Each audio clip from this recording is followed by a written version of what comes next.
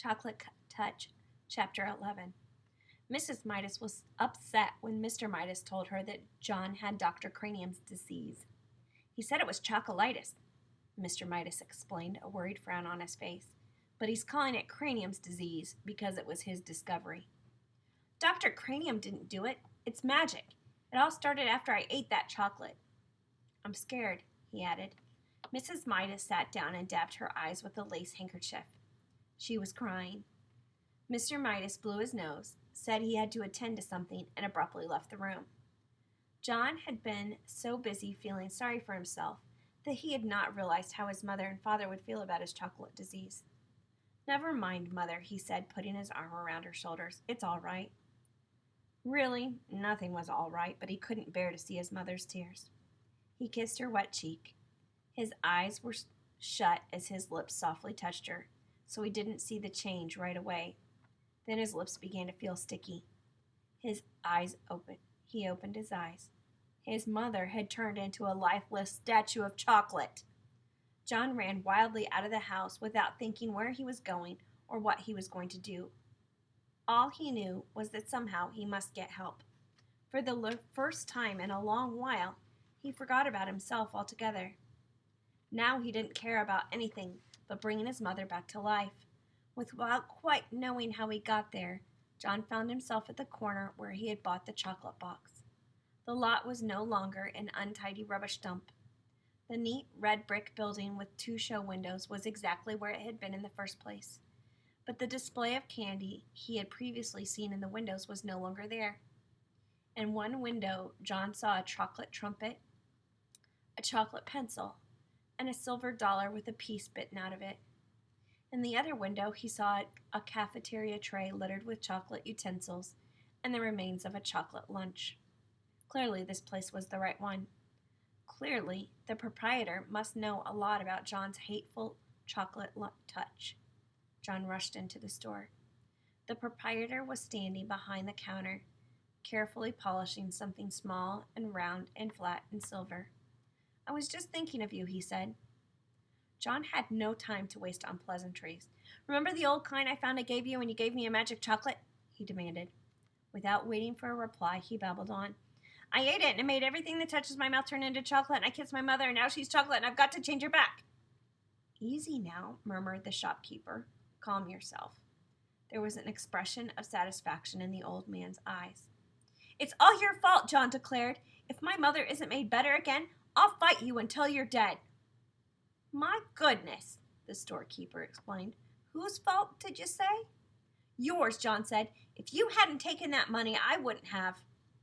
Now, John, the storekeeper interrupted, I must insist on honesty. I'm glad to hear that you're thinking about your mother for a change. Unselfishness is important, but honesty is also important. If you'll be truthful, perhaps I can help you. John's ears reddened. It was becoming unmistakably evident to him that he had only himself to blame for all this unhappiness. He looked straight into the storekeeper's eyes. I'll do anything. I'll work for you all my life for nothing, if you'll turn my mother back. You can turn me to chocolate instead if you want. The storekeeper apparently ignored John's offers.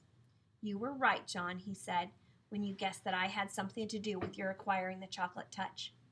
But you yourself earned the coin that brought the chocolate touch. Only greedy people can even see that kind of money. Dr. Cranium was right up to a point, I suppose, that one could say you had chocolitis, but it was just an outward sign of selfishness. My mother, John reminded the storekeeper frantically. My mother's turned to chocolate. Do something about it. Oh, please do something about it. I'm glad that you are concerned, the storekeeper commented unhurriedly. Part of your cure is to be concerned about other people. You have been so greedy that you didn't care what happened to other people. Oh, I know, John admitted woefully. But please decide about me later, and please make my mother better now.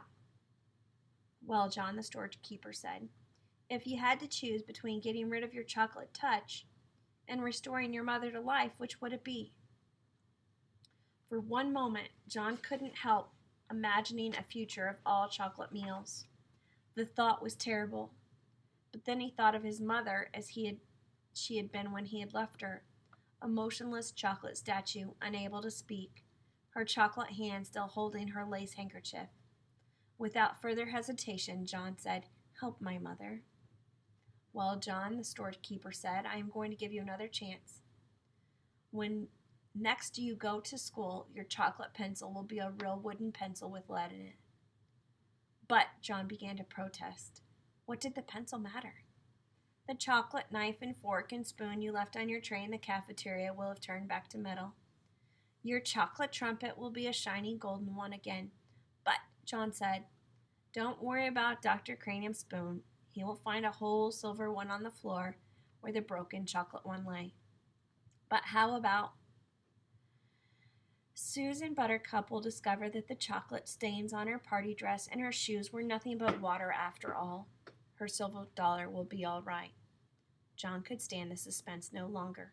"My mother!" he shouted. "What about my mother? Will she be all right?" The storekeeper smiled.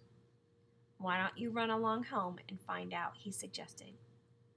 John turned without even saying goodbye and ran out of the store.